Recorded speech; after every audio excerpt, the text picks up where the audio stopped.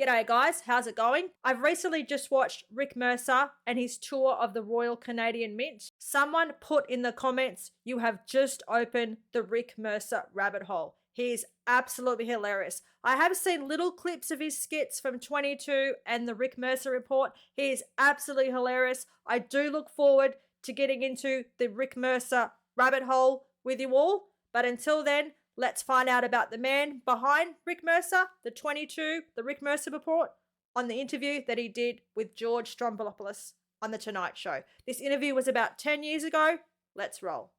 This is what I love about Canada. Man, when Rick Mercer gets on a roll, he can tell us things about ourselves that we didn't know. Yes, we are apathetic, but the minute anyone tries to use our apathy against us, suddenly we start to care big time. And it's that insight and talent that have made him a star on 22 Minutes, and now, of course, the Rick Mercer Report. We all know an election is coming at some point, don't we? That's making you cry. Hell, that's making me cry. Life is too short to cry. But Rick does more than just talk. At this point, he's logged more kilometers than the Canada Arm, traveling the country, talking to Canadians, even putting some of our most beloved national I've got to icons watch that The one. man in motion. in mortal danger. I can't feel my legs. Is that Rick Hansen? And sometimes Rick just gets angry, It's no longer good enough for us to tell kids who are different that it's gonna get better. like when he stood up for Jamie Hubley, the Ottawa teen who took his own life after being bullied relentlessly, in part for being gay. It's one of the topics Rick opens up about in his new book. It's called A Nation Worth Ranting About, and he's talking about this nation, my friends. Well, he loves Canada, doesn't he? He loves Canada. Everyone, please welcome Rick Mercer. I love George Stroumboulopoulos. I want to find out more about him. Welcome. Hello? How are you, sir? I am well. A new, our new season, your new season, a new parliamentary season. I know, it's all happening at once. Year 10 for me. You're 10. People do less time for murder. But true. I've never been. I've never been so psyched about a season. I've never. You know, we've shot a few segments in prepping for the new season. I've never been so happy. There's a new book out. Everything is happening at once. It's very good. A nation worth ranting about? Yes, Wow, okay. because it is. It's your, so there's some classic material in here, and also some new essays you put in there as well, Yeah, right? the book is it's a collection of the rants, which is the commentary I do every week on the show, and so it's a collection of those over the last number of years, and then some stuff I've written specifically about new stuff, and then also I wrote some essays about some of the rants that kind of took on a life of their own after they appeared on the TV show. You know, and I want to get into that in a second. One thing that happens as you get older for many people is certainty can fade. So they, Oh, are you kidding me? I used to be, once upon a time, everything was black or white. You could throw any situation at me, and I would immediately have the answer, and I would immediately have the solution, and now everything is just a sea of gray. That's it. It gets harder and harder to call, but that's the luxury of being an angry young man, and I was an angry young man. Now I'm not so angry, and also I'm more confused. right. So how does I'm one a rant? confused middle-aged man now. How does one rant? Well, thank God I'm still angry, George. That's never going away. Anger is still my cardio. That's how I stay alive. You Yeah. gotta yell sometimes, don't you? Some of those rants you're talking about that took on a life of their own. You had this really powerful when you came on our show and talked about it as well. When you said it's time now for gay people of public profile to come out. This is dealing with Jamie Hubley and so much other things, right? that was a unique rant because I always endeavor to be funny in a rant, and sometimes I'm not, but it's not intentional. But when Jamie Hubley, which was a young man who We've took his seen own this life in Australia. Ottawa, I decided to rant about that, and it just wasn't a subject that lent itself to any kind of humorous tack, No, and that just wasn't you the way I was can't. feeling that week. And it was one of those rants that just came out fully formed. And then it took on a life of its own. I mean, it aired on the show, and if I ever had to choose a rant that would go viral, it would be that one because it was one that I was pretty passionate about. But it was an odd situation. I can imagine it would be. And so there are people who came out afterwards and said, no, you shouldn't say that. People got angry, and the Globe and Mail got angry. Lots of people got angry because they thought I was flirting dangerously with the notion of outing people, and I never was. So all I can say is, well, that's not what I was talking about. But I understand people get very nervous about these things, and as you would. I can again, everything is gray. I understand their point of view, and but it was wrong. But I understand. All I'm saying. Let's pause it for a second. You have sitting on this couch two incredible Canadian men. They are just incredible. I'm going to learn a little bit more about George and where he started, how he got his Today Show. I've seen him do a few interviews. I think he's a fantastic Canadian. And then you have Rick Mercer. So he loves his country. He loves Canada. He's got 22. He's got the Rick Mercer Report. He's just a funny guy and he's proud to be Canadian. He's written a book about Canada, the country that's worth ranting about. That's really, really cool. His rants, I'm going to have to look at them. It sounded like he wrote them all to be funny, but something's happened here. We did hear about this story that they're talking about in Australia. He said some things that he feels really, really open about. And it went a little bit pear-shaped and he's just like, you know what? I said it. I don't care. Let's keep on going. I agree with you. And they don't have a show, so you can get away with it. Yeah. Is the country different 10 years later? Well, I know the country better. I always felt that I knew it pretty well, but, you know, I have not stopped in 10 years. And, you know, my cameraman pointed out to me that last year in 1 week, we shot me standing up doing an intro to a segment we did. In 3 segments, I stood on 3 oceans in 1 week. And not a lot of people get to do that. No. And so, I know it better, and I love it more and more. And I realize I'm so privileged to do that. Most people can't, you know. But I get angry when people from the East are like, you know, crapping on the West. I get angry because it's my West too, and vice versa. Like if I'm out West and people, you know, are talking about the East and making these grand pronunciations, it's like I get angry. I feel I have ownership in every single part of the country, and I wish more people would. Let's go through time and place. Oh no! When we play this, what do you think? What's that? Oh gosh. What are we watching here? Oh, look at that. What is this?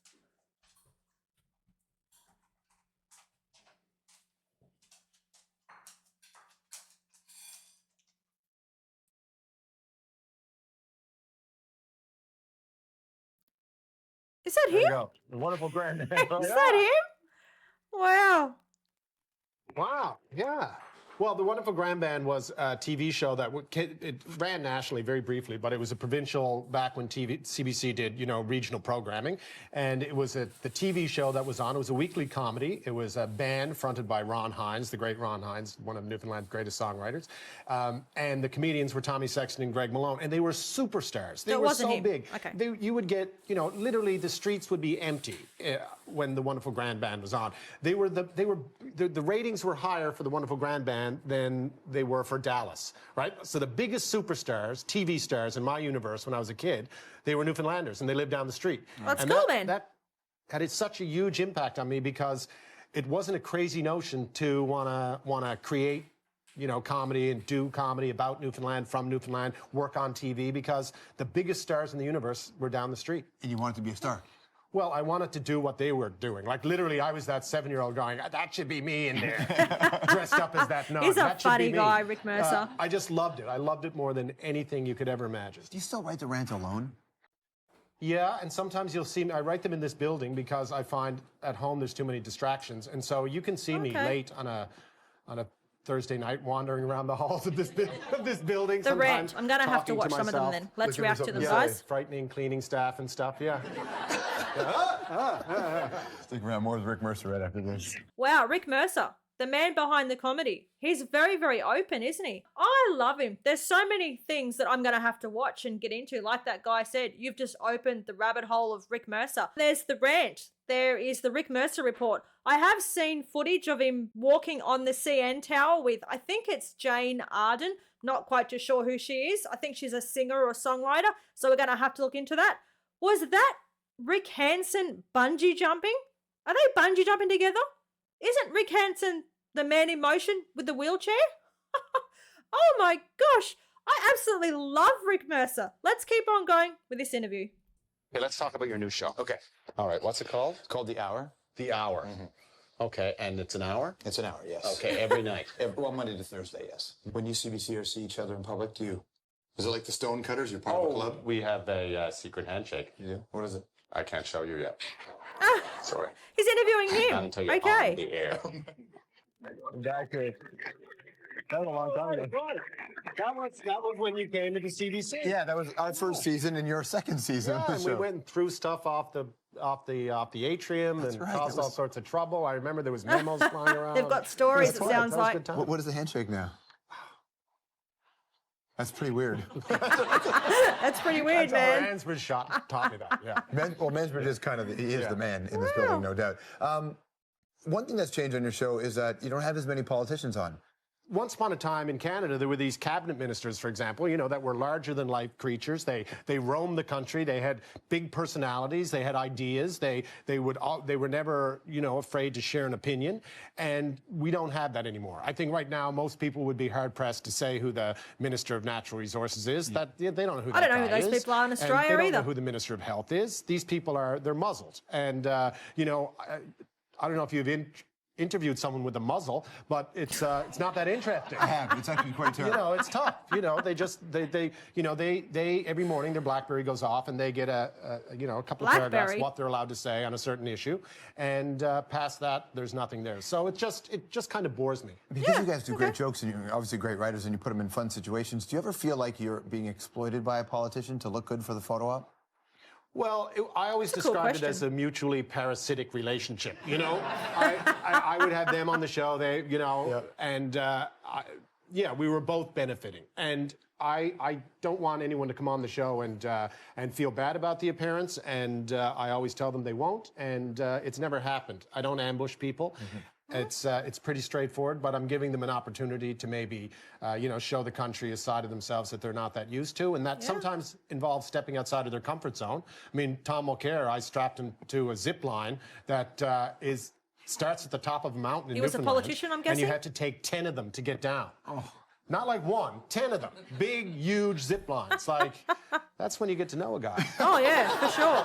Yeah, Code Brown. The look on his it's face happening. when he realized you couldn't leave after one was hysterical. What's on your premiere? The premiere is something that you semi-inspired because you sent me a picture of you, doing the water jetpack. Oh, yeah. Flyboarding they call it, I right? went to go to Arizona to see the London Bridge, and I Yeah. saw a jetpacker, and I emailed you a photo of that. Yeah. And so I thought, who does this? And there's these No people one. in Sylvan Lake, Alberta, and I went, and you put these things on your feet, What? and it hooks up to the back of a jet ski, and it shoots water out of your feet, and then you fly around like Iron Man. That's incredible. That's like he's You Aquaman really fly now. around like Oh my Iron Man. gosh, It's one of the most Rick Mercer's exciting things I've Aquaman. ever done in my life. So, who scares you? That's one of those personal I love conversations. these questions. What scares me? What scares me is a politician who will look into the camera and lie with impunity and know they're getting away with it. They all do, That mate. scares me. You come across That's a no lot of secret. Yeah, of course I do. When I turn on the news every night. Oh my gosh, I'm learning so much behind the man Rick Mercer. He just makes you laugh and laugh enough. But there's actually a really serious side to him. He doesn't want to take any crap, mate. He doesn't want to have to deal with it. He stopped interviewing politicians because he come out and said, they're boring. And they lie. They look into the camera and they lie. There's no fun in that. There's no comedy in that. He was Aquaman. That's cool. I think I've seen a couple of Australians do that, on TV shows and stuff, but I ain't no way I'm doing that. That's too supernatural for me. It terrifies me that people get away with it. Okay, a nation worth ranting about. Yeah. Great to see you, man. Thanks, George. No pleasure. It's a cool book, man. Rick Mercer Report, Season 10 premieres tomorrow night. You don't want to miss it. It's at 8 o'clock. We'll be right back. That was funny, man. I really liked that. Wow. That was a really, really cool video. I love Rick Mercer. He's so funny. I've got so many Rick Mercer videos to have a great laugh to. But it was also good to see him so pure. He loves Canada. He's got his views. He's got his opinions. And, mate, he's not afraid to say them. And that's really, really cool. I love and respect that. That was the video for today. If you enjoyed it, please jump on, smash the like button, leave a comment in the suggestions on Discord or on YouTube. Send me some links of some funny Rick Mercer things that I should watch. We'll laugh together. That was the video for today. Cheers from down under. Take care. Bye.